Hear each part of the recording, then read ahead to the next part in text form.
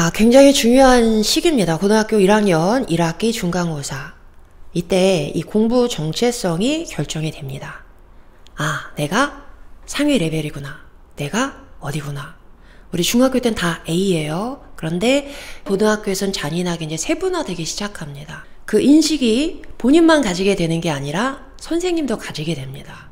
물론 만회할 수 있는 기회가 한 번 있습니다. 1학기 기말고사. 근데 2달 후에 시험이죠. 큰 변화를 만들어내기가 쉽지 않습니다. 그래서 지금 11월부터 2월까지의 기간이 굉장히 중요합니다.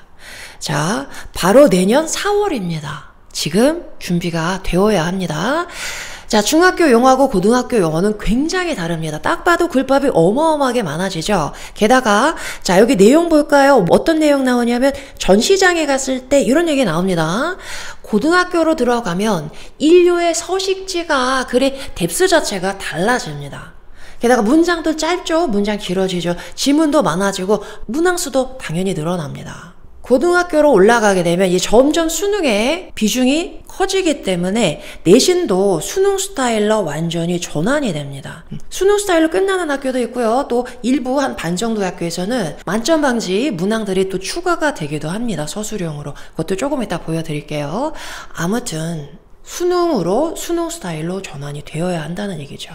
이게 준비가 안 된 친구들은 중간고사 때 어마어마한 충격을 받습니다. 그때 자기 자신에 대한 어떤 신뢰까지 완전히 무너지는 경우가 있어요. 반드시 준비시켜서 보내셔야 됩니다. 수학, 국어는 단기간에 뭔가를 좀 변화시킨다는 게 그렇게 쉽지는 않지만 영어는 가능합니다. 영어는. 그래서 지금 이 시기만큼은 게다가 고등학교에 올라가게 되면 정말 영어 공부할 시간이 많지 않습니다. 이 시기만큼은 영어에 좀 집중을 해주셔야 합니다. 자, 게다가 이렇게 보여드릴게요. 중학교에서 이제 고등학교로 넘어갈 때, 중학교 1학년에서 2학년으로 넘어갈 때, 중학교 2학년, 3학년 넘어갈 때는 난이도 차이가 별로 없어요. 그래서 고등학교 어떤지를 구경 못 해보고 간 친구들은 어마어마한 충격을 받게 됩니다. 자, 그런데 고등학교 1학년에서 2학년으로 올라갈 때는 또 비슷비슷해요. 자, 여기서 이제 또 굉장히 큰 문제가 발생하는데요. 그러다 보니까 많은 친구들이 고등학교 2학년에서 고3으로 갈 때는 한 이 정도 변화하겠구나 라는 잘못된 착각을 하게 됩니다. 어마어마한 인식의 갭이 생기는 거죠. 그리고 이걸 깨닫게 되는 건 고3 때예요. 그때는 대응할 수 있는 시간이 없습니다. 우리가 지금 예비 고1이지만 아직 중3이라 수능이 좀 어렵긴 하지만 수능이 어떤 것이다 라는 거를 실제로 파악하고 들어가는 건 굉장히 중요합니다. 그래서 저희 더 웨이에서는 예비 고1이지만 고등학교 2학년과 고등학교 3학년의 지문을 반반 섞어 놓았어요. 지금 완벽하게 풀어내진 못할 수 있어요. 왜냐면 아직은 사고력이 완전히 발달하지 않았기 때문에. 자, 그럼에도 불구하고 아, 내가 여기까지 해내야 되는구나 라는 목표를 설정하고 들어가는 거하고 바로 눈앞에 보이는 목표만 따라가는 거하고는 나중에 결과는 엄청나게 달라질 수 있다는 얘기예요. 그래서 반드시 수능이 어느 수준이다 라는 건 확인을 해두고 들어가야 됩니다. 자, 그러다 보니까 수능 영어 1등급이 쉽다고 생각을 했죠. 절대평가니까 뭐 대충 조금만 하면 전혀 그렇지가 않다는 얘기예요. 자, 현실적인 수치를 좀 보여드릴게요. 1등급이 5에서 7% 정도 나오죠. 작년 시험 같은 경우는 코로나 때라 좀 문제를 쉽게 내다 보니까 12%까지 1등급이 나왔어요. 자, 그래서 이건 좀 문제가 있다라고 생각이 되었는지 올해는 모의고사가 전부 1등급이 5%대에서 형성되고 있습니다. 그래서 올해는 수능이 어려우실 거다라는 예상을 많이 하고 있습니다. 평균적으로는 보통 7%예요. 그러면 100명을 생각했을 때 100명 중에 한 7명 정도가 1등급을 받는다는 얘기입니다. 자, 그런데 1등급 중에 반 정도는 누구에게 가느냐? 고3이 아니고 재수생한테 갑니다. 고3 때 수능이 이렇게 나오는구나를 확인하고 제대로 공략해서 들어가는 게 재수생이에요. 한 반 정도는 재수생이 차지합니다. 1등급. 자, 게다가 외고 출신 당연히 두각을 나타내겠죠. 특목고 국제고. 자, 그러면 실제로 1등급 고3에서 일반 고등학교에서 나오는 숫자는 정말 미미하다는 얘기예요. 이게 현실인데 모르고 있어요. 수능을 치른 다음에나 깨닫게 된다는 거예요. 반드시 수능에 눈높이를 맞춰놓고 준비를 해주셔야 합니다. 그러면 수능 영어가 왜 그렇게 어려운가 한번 보겠습니다. 유튜브에 들어가 보면 그런 영상 많이 뜹니다. 하버드 대학 교수님이 수능 문제 푸는데 막 어려워하세요. 정답을 1번 맞나? 3번 맞나? 막 이러면서. 자, 영국에 있는 영어 가르치는 고등학교 선생님들이 수능 영어 푸는데 막 틀리세요. 그분들은 영어가 모국어인 국어를 가르치는 선생님들이에요. 수능 영어 막 틀려요. 한국의 고3 학생들 정말 대단하다. 이런 영상들 아주 쉽게 찾아볼 수 있습니다. 자, 그러면 수능 영어가 왜 그렇게 어려운가 한번 보겠습니다. 당연히 어휘 수준 올라가고요. 답이 잘 안 보여요. 문법 복잡해지죠. 문장 길어지면서 구문 어려워지고. 자, 그런데 이런 문제라면 영국에서 영어 가르치는 선생님들이 수능을 어려워한다는 건 이해가 안 가죠. 자, 뭔가가 하나 더 있다는 얘기예요. 자, 이 요소가 뭔지를 한번 보겠습니다. 자, 중학교 3학년 때는 이런 문장이 나와요. 야채는 몸에 좋으니까 많이 먹어야 해요. 직관적으로 바로 이해할 수 있는 이런 수준의 글이 나옵니다. 자, 고등학교 1학년 들어가서 볼까요? 채소는 몸에 이로움으로 섭취량을 늘려야 합니다. 섭취량. 이런 관념어가 등장하지만 이해하는 데 큰 무리는 없습니다. 자, 고등학교 2학년 올라가서 볼게요. 녹색 채소의 충분한 섭취는 건강의 이로움으로 적극 권장되어야 합니다. 괜찮죠? 자, 고3으로 가서 보겠습니다. 이름도 잘 읽히지도 않아요. 러시아 분인가요?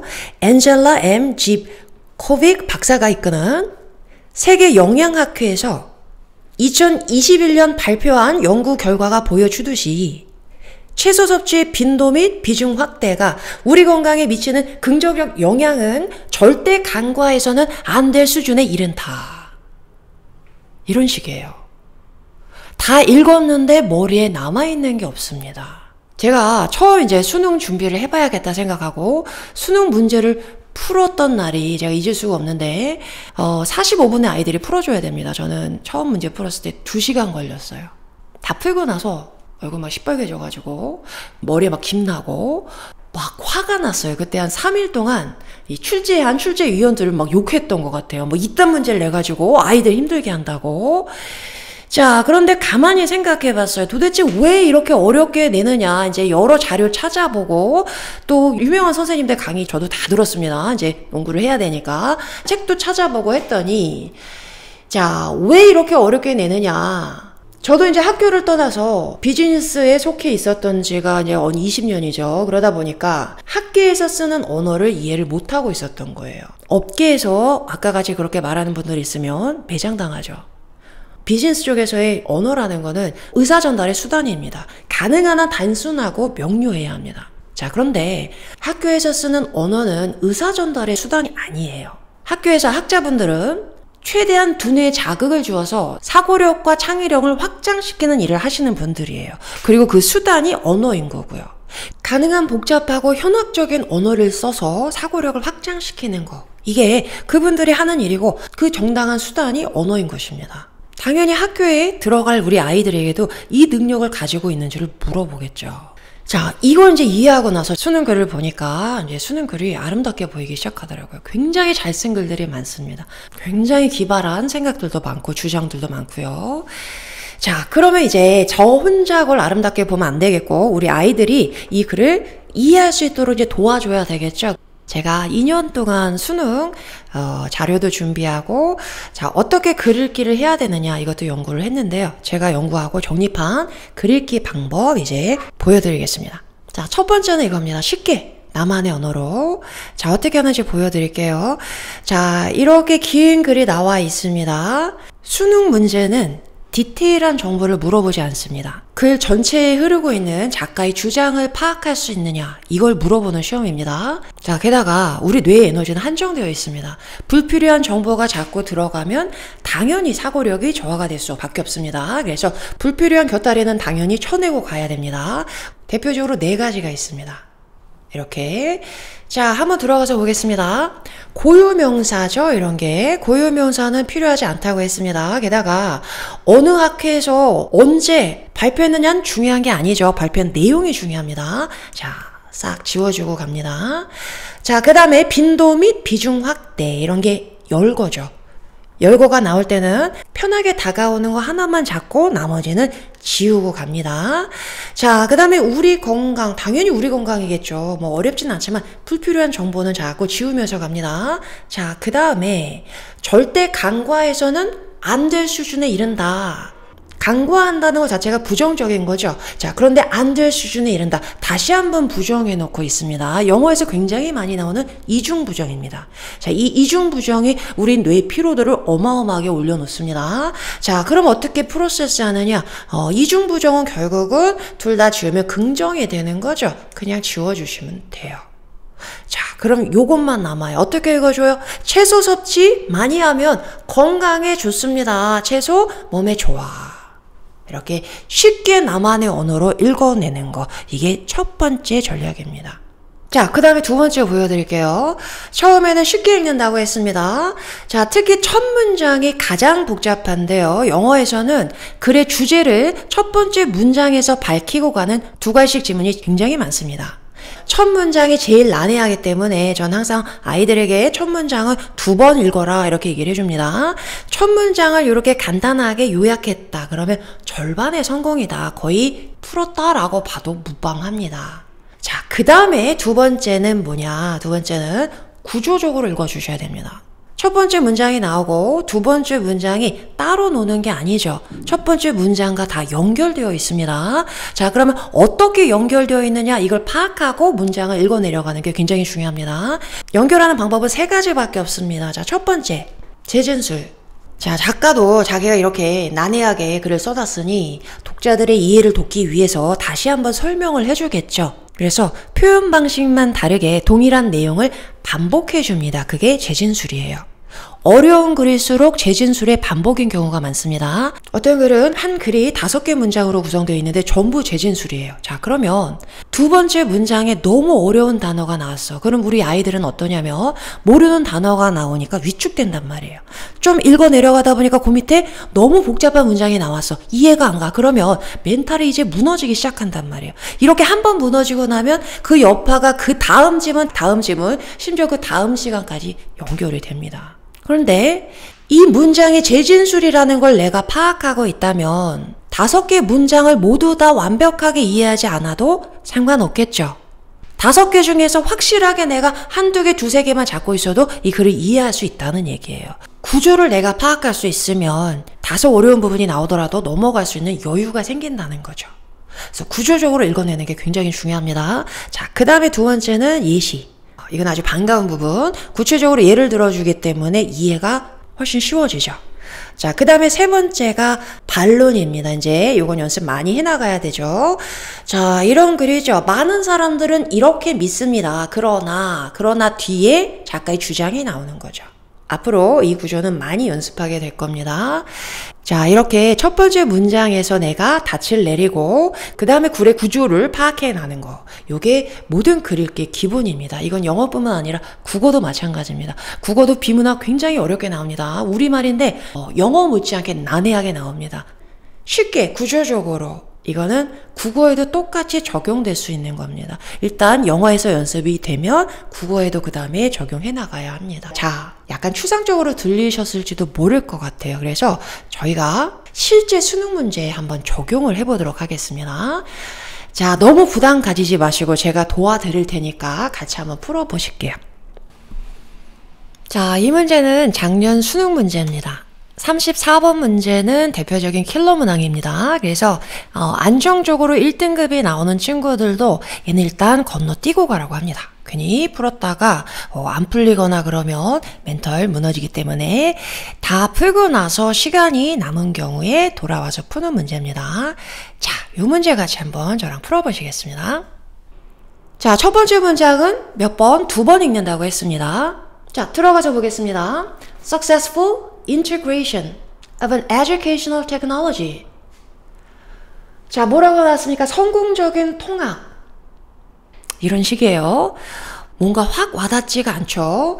통합, 실행 뭐 이런 말들이 굉장히 관념적이라 뭔가 확 와닿지가 않습니다. 우리가 말이라고 하는 것은 말을 딱 봤을 때 뭔가 머릿속에 심상이 떠올라야 돼요. 근데 성공적인 통합 아무런 심상이 떠오르지 않는다. 그거는 소화가 안 된 말입니다. 버리고 가야 됩니다. 자, 성공적인 통합이 뭐겠어요? 성공이죠. 가능한 단순화시켜야 됩니다. 자, 그 다음에 교육기술 이것도 너무나 추상적이에요. 자꾸 구체적인 내 생활 안에서의 예를 찾아내야 됩니다. 교육계에서 쓰는 기술이니까 지금 제가 쓰고 있는 이런 전자 칠판 이런 거 들 수 있겠네요. 자, 그럼 전자칠판의 성공은 이렇게 읽어줍니다. 자, 전자칠판의 성공은 표시가 됩니다. is marked by that technology. 그 기술에 의해서요. 자, 어떤 기술이냐? being regarded by users as an unobtrusive facilitator. 너무 어려운 단어 나왔어요. 밑에 나와 있죠. 눈에 띄지 않는 facilitator of learning, instruction, or performance. 만만치 않습니다. 자, 첫 번째 문장은 무조건 2번 읽습니다. 다시 들어가 봅니다. 자, 교육기술 전자칠판의 성공은 어떻게 해야 성공해요? 표시가 됩니다. 그 기술에 의해서요. 자, 그 다음에 명사 뒤에서 ing가 나오면 그 명사를 꾸며주는 형용사구예요. 이렇게 묶어서 뒤에서 끌고 오는 해석을 해주셔야 됩니다. 자, being regarded 했습니다. regard는 as하고 짝꿍이죠. 뭐뭐로써 간주되는. 자, 기술은 기술인데 무슨 기술이냐? 사용자들에 의해서 눈에 띄지 않는 촉진제, 너무 어려워요. 뭔가 쉽게 만들어주는 거니까 도구 정도 해석해 보겠습니다. 자, 그 다음에 뒤에 나온 게 열거죠. 열거됐을 때 편한 거 하나만 잡고 나머지는 지우고 갑니다. 자, 그러면 눈에 띄지 않는 학습 도구로서 간주되는 기술이 성공이다. 자, 주제문 요약해 보겠습니다. 제일 중요한 어휘는 요거겠죠. 눈에 띄지 않는. 교육기술의 성공은 결국 뭐다? 눈에 띄지 않아야 된다. 와, 닿으시나요? 심상이 그려지나요? 자, 그럼 다시 볼게요. 우리 전자칠판 예로 들기로 했습니다. 전자칠판이 성공했다는 걸 가늠하려면 어떻게 해야 된다? 눈에 띄지 않아야 된다. 이 큰 게? 자, 이런 식으로 자꾸 지문과 대화를 하면서 읽어가야 됩니다. 무조건 받아들이면 안 되고요. 그래야 그 다음 문장들도 더 머리에 쏙쏙 들어옵니다. 자, 그런 의문을 가지고 두 번째 문장 들어가서 보겠습니다. 두 번째 봤더니 포커스가 shift, 이동을 합니다. 자, from A to B 구문이 나왔네요. 우리의 초점이 어떻게 이동하냐면 기술에서 educational purpose, 교육 목적이니까 기능이 되겠죠. 기술이 아니라 우리가 어디에 초점을 맞춰야 된대요? 기능에 초점을 맞출 때 그때 그 기술은 성공으로 간주가 된다. 자, 보겠습니다. 다시 재진술이네요. 기술이 아니라 그 기능에 주목할 때 우리가 성공이라고 얘기할 수 있다. 자, 그러면 두 개 연결해서 읽어보겠습니다. 기술이 눈에 띄면 안 되고 기능이 눈에 띄어야 성공이다. 우리가 전자칠판 보는데 해상도가 어떻고 하드웨어가 어떻고 막 이런 기술에 대해서 얘기하면 성공 아니라는 얘기죠. 전자칠판이 있으니까 바로바로 이렇게 텍스트 띄울 수 있어서 참 편하다. 뭐 이런 기능이 눈에 띄어야 된다는 거죠. 자, 이렇게 연결했으면 이 글은 다 풀어냈다고 볼 수 있습니다. 자, 그 다음 가서 볼게요. 어떻게 연결되는지. 세 번째 문장 보니까 뭐가 보이나요? 여기 이거 보이네요. 볼 포인트 펜. 볼펜이죠. 우리 괜히 거창하게 막 전자칠판 얘기했는데 대표적인 교육기술 볼펜이네요. 우리가 볼펜 얘기할 때 막 기술 얘기하는 사람 있나요? 이 볼펜이 안에 볼이 어떻게 돌아가는 거지 그 기술 알고 계세요? 저는 전혀 모릅니다. 이 볼펜은 그냥 미끄럽다. 아니면 이 볼펜은 빨리 닳는다. 뭐 이 정도만 아는 거죠. 그 기능에만 우리가 주목하지 기술에 아무도 신경 쓰지 않습니다. 성공한 기술이네요. 그죠? 볼펜은 성공이다. 자, 이 볼펜이 이 교육기술의 예시라는 걸 알고 있으면 이 안에 모르는 표현이 있어도 모르는 어휘가 있어도 전혀 신경 쓸 필요가 없다는 얘기예요. 나는 작가가 얘를 여기다 왜 썼는지 의도를 알고 있으니까요. 작가 주장을 이해했으니까요. 그죠? 자, 그 다음 문장 들어가서 보겠습니다. 자, 그 다음에도 또 이거 나왔네요. Personal computers 했습니다. 그렇죠. 당연히 컴퓨터 교육기술이죠. 자, 그런데 얘는 좀 자세하게 보겠습니다. Have reached a similar level of familiarity. 비슷한 수준의 친밀감에 도달했습니다. 친밀해요. 그럼 성공이잖아요. 그죠? For a great many users. 많은 사용자들을 위해서는 친밀하대요. 그러나 but certainly not for all 했습니다. 그러나 모두를 위해서는 아닙니다. 아직 여전히 컴맹이 있긴 하니까. 그죠? 자, 볼펜 정도는 아니지만 컴맹이 있긴 하지만 그래도 뭐다? 컴퓨터도 거의 성공한 교육 기술이다. 두 개의 예시가 나왔습니다. 이렇게 예시가 여러 개 나오면 하나 보고 하나는 대충 보고 가셔도 돼요. 시간 단축해야 되겠죠. 자, 그 다음에 가서 보겠습니다. New and emerging 열거되어 있습니다. 편한 거 하나만 잡고 갑니다. 신기술은 introduce 도입을 합니다. both A and B 구문이네요. fascination 하면은 와 멋지다 이런 거, frustration 하면 막 짜증나는 거. 저희 나이대에서는 굉장히 공감 가는 글입니다. 자, 재진술인데요. 신기술 반가운가요? 저는 별로 안 반가운 것 같아요. 굉장히 부담되죠. 짜증나고. 자, 이런 얘기가 나왔습니다. 이제 드디어 마지막 문장입니다. 그러면 마지막 문장에서 여기 뭐 멋있는 것도 아니고 갑자기 반전이 일어나진 않겠죠. 자, 얘도 역시 재진술이 될 겁니다. 자, 그러면 우리가 여기 빈칸에 들어갈 말을 골라와야 합니다. 자, 그런데 처음에 이 빈칸 추론을 푸는 많은 아이들이 자, 답 골라봐 그러면 빈칸에 들어갈 말을 자기 머릿속에서 골라와요. 우리나라 고등학교 교육은 아직은 너의 생각을 물어보진 않습니다. 출제자의 생각을 물어봐요. 그러니까 빈칸에 들어갈 말을 내 머릿속에서 찾아오면 안 됩니다. 그래서 이미 작가가 자기 주장을 얘기했어요. 그걸 찾아와서 여기서 넣어주시면 됩니다. 자, 그러면 작가의 주장을 우리 여기서 다 파악했잖아요. 뭐라 그랬습니까? 교육 기술에 주목하면 안 되고 기능에 주목해야 그 기술은 성공이다. 자, 그러면 여기서 이 말을 골라오시면 되는데, 자, 이 글은 정답률이 43%, 반타작도 못했습니다. 그죠? 자, 뭔가 함정이 더 있다는 얘기예요. 그 함정이 어디 있느냐? 여기 나와 있네요. not이 나와 있죠. 부정어가 딱 들어가게 되면 오답률이 2배로 갑자기 뜁니다. 이 훈련 잘 해놔야 됩니다. 자, 그러면 여기 들어가는 말이 반대가 돼야 되겠네요. 자, 그럼 보겠습니다. 원이 주어자리에 나오면 you라고 해석하시면 돼요. You ought not to conclude. 너는 데디아라고 결론을 내리면 안 됩니다. 데디아가 뭐예요? 기술이 성공이라고 결론 내리면 안 됩니다. 자, 그러면 뭐예요? 성공이 아니라는 얘기죠. 뭐뭐 하면 성공 아니야. 자, 빈칸에 들어가는 건 여기 나온 말의 반대가 돼야 되겠네요. 자, 그러면 다시 반대로 정리해 보겠습니다. 기술이 눈에 띄면 안 된다 그랬어. 근데 기술이 눈에 띄면 성공 아니야. 이렇게 가야 되겠죠. 저는 항상 보기를 읽기 전에 여기다가 답을 써놓고 가라고 얘기를 합니다. 써놓지 않고 보기로 들어가면 보기도 굉장히 난해하단 말이에요. 그러면 이것도 되는 것 같고 저것도 되는 것 같고 이런 생각이 들어요. 자, 반드시 여기다 자기의 생각을 요약을 해놓고 가야지 이 요약이 기준이 돼서 그것과 비슷한 말을 찾아올 수가 있어요. 그렇죠? 자, 그럼 여기다 뭐라고 쓸까요? 기능이 아니고 기술이 눈에 띄면 성공 아니야. 이렇게 가야 되겠네요. 자, 그럼 보기 들어가서 보겠습니다. 첫 번째 보니까 the user, 사용자가 성공적으로 달성했습니다. familiarity with the technology. 그 기술의 친밀감을 확보했대요. 기술이 친근해 그러면 성공이잖아요. 자, 1번은 아니네요. 자, 그런데 1번 골라서 29%가 틀려왔습니다. 그만큼 부정문 나올 때 연습하는 거 굉장히 중요합니다. 자, 그럼 2번 가서 보겠습니다. 2번에 뭐라고 나왔어요? The user's focus. 사용자의 초점이 is on the technology itself 했어요. 기술 자체에 있으면, 기술 자체가 눈에 띄면 성공 아니야. 정답은 2번이 되겠네요. 자, 어떠신가요? 괜찮죠? 자, 그런데 저도 처음에 수능 2시간 걸려서 풀었다고 말씀드렸죠. 어떻게 풀었냐면 여기 나와 있는 모든 every single detail을 다 이해해서 작가의 그 뉘앙스 막 따라가면서 이렇게 해서는 이 많은 지문은 절대 풀어낼 수 없다는 얘기예요. 그래서 우리가 수능 지문에서 물어보는 것보다 이 작가의 주장이 뭐냐, 대의를 파악하는 겁니다. 불필요한 정보는 버려가면서 처음 문장에서 중심 잡고 그 다음에 연결하면서 읽어내려가야 합니다.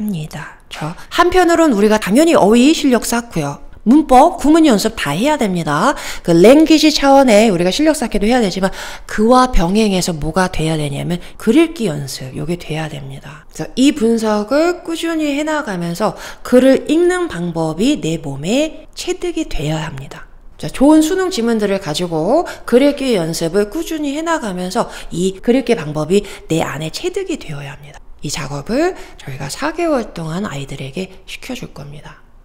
자, 그러면 수능 영어가 왜 이렇게 어렵다고 했습니까? 어휘, 문법, 구문 말고 이 관념적인 언어, 난해한 글, 자, 요거를 우리가 단순화시키면서 보는 게 중요하다 말씀드렸습니다. 자, 그런데 하나의 복병이 사실 더 있습니다. 뭘까요? 자, 문법입니다. 자, 요거까지 하나 더 보여드릴게요. 자, 우리가 아까 하나의 지문까지 풀어냈으니까 이 정도 문장은 쉽게 접근할 수 있을 것 같습니다. 문장 하나만 더 해석해 보겠습니다. 자, 어휘는 제가 좀 드리고 갈게요. ambiguous 하고 나오면 애매모호한. context 하면은 문맥, indicate 보여준다, intent 의도하다. 자, 들어가서 보겠습니다. An ambiguous term is one which has more than a single meaning and whose context does not clearly indicate which meaning is intended. 어휘는 그렇게 어렵진 않은데 확 와닿지가 않고 있어요. 자, 하나씩 보겠습니다. ambiguous term, 애매모호한 용어는 is one, 하나입니다. 그랬으면 이제 삑살이 난 거예요. 자, 여기서 one은 하나가 아니고 이런 표현이죠. I like the pink one.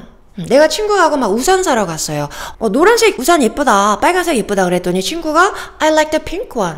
자, 그럼 얘는 여기서 one은 umbrella 받아오겠죠. 나는 분홍색 우산이 마음에 들어. 이런 얘기. 그래서 one이 대명사를 쓸 때는 앞에 언급된 단어를 받아올 때 씁니다. 자, 그럼 얘도 마찬가지 앞에 있는 term을 받아오겠네요. 자, 그러면 애매모호한 용어는 용어입니다. 자, 그 다음에 관계대명사 기억나시죠? 위치부터 시작해서 여기까지 묶어서 원을 꾸며주는 형용사절입니다. 뒤에서 끌고 오는 해석 해주셔야 합니다. Which is more than a single meaning 했으니까 하나의 의미보다 많은 의미를 가지고 있는 용어가 당연히 애매모호한 용어겠죠. 뭐라고 하나요? 우리말로 다의어라고 하죠. 뜻이 여러 개야. 그럼 당연히 어떤 뜻으로 쓰였는지 모르니까 애매모호하겠죠. 자, 그 다음에 하나 더 봅니다. and 한 다음에 후수. 소유격 관계대명사 기억나시죠? 자, 여기서부터 여기까지 또 묶어서 원을 꾸며주는 형용사절이 하나가 더 나왔습니다. 구문은 명확하게 보이네요. 자, 그런데 후수는 끌고 오는 해석이 불가능합니다. 그래서 얘가 나왔을 때는 앞에 나온 명사를 요 자리에 넣고서 문장을 해석해서 의미를 파악하셔야 됩니다.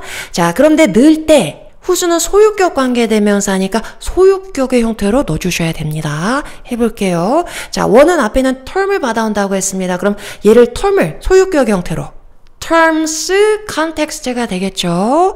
자, 해석해볼게요. 그 용어의 context, 문맥이 뭘까요? 자, 그 단어가 쓰였으면 그 주변에 있는 내용, 그게 문맥이죠. 자, 그 단어의 문맥이 does not clearly indicate, 분명하게 보여주지 않습니다. 자, 그 다음에 when 관계대명사 이랬으면 또 3점 벌어 빠진 거예요. 자, 앞에서 위치 관계대명사라고 얘기했잖아요. 자, 얘랑은 전혀 다른 애입니다. 자, 얘는 앞에 명사가 있잖아요. 그러면 관계대명사 맞습니다. 얘는 앞에 동사가 나왔죠. 동사 뒤에 나온 위치는 관계대명사가 될 수 없어요. 형용사절이 되려면 앞에 명사가 있어야 됩니다. 자, 그럼 얘는 뭐냐? 이런 거죠. 간단한 문장에서 우리가 알아볼 수 있습니다. I know which one you like. 어떻게 해석하나요? 나는 압니다. 어떤 것을 네가 좋아하는지 나는 알고 있습니다. 자, 그런데 문장이 길어지고 복잡해지면 적용이 안 된다는 얘기예요. 반드시 구분하는 방법까지 구체적으로 학습을 시켜줘야 됩니다. 자, 명사 뒤에서 위치가 나오면 끌어오는 해석입니다. 동사 뒤에서 위치가 나오면 어떻게 해석해요? 우리 동사 뒤니까 명사절이라고 얘기합니다.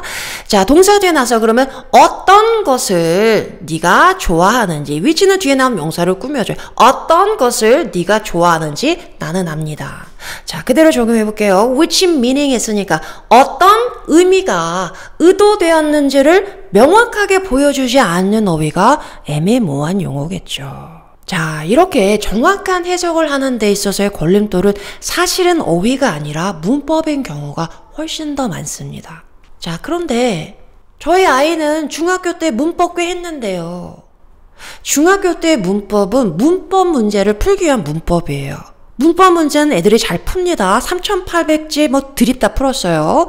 자, 그런데 문제는 뭐냐? 해석하는데 그 문법이 적용돼야 된다는 얘기야. 그 연습을 시켜줘야 됩니다. 제가 처음에 토익 교재를 쓸 때도 이게 굉장히 중요한 계기가 되었었는데요.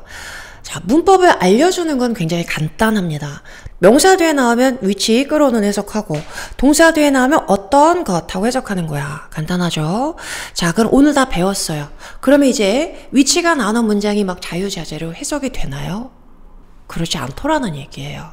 우리가 뭐 백종원 레시피를 텔레비에서 봤어요. 그러면 그거 보고 뒤돌아서면 막 요리가 막 되나요? 아니죠. 하다 보면 뭐 생각 안 나니까 다시 한번 보게 되고 좀 한 번 해보고 또 두 번 해보고 여러 번 하다 보면 이제 그제서야 내게 되는 거죠. 문법 배웠다. 거기서 끝이 아니고요. 반드시 실제 문장에 적용하는 연습을 스스로 해봐야 됩니다. 한 번, 두 번, 세 번, 네 번 하다 보면은 그 다음부터 이제 그 문법이 들어가 있는 문장을 쫙 보면서 이해가 되기 시작하는 거죠.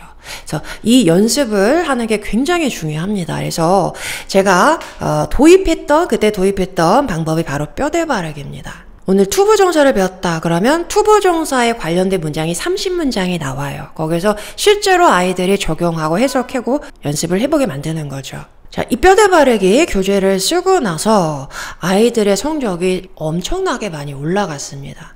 당연히 우리 수능 준비에서도 뼈대 바르기는 굉장히 중요한 부분이 됩니다.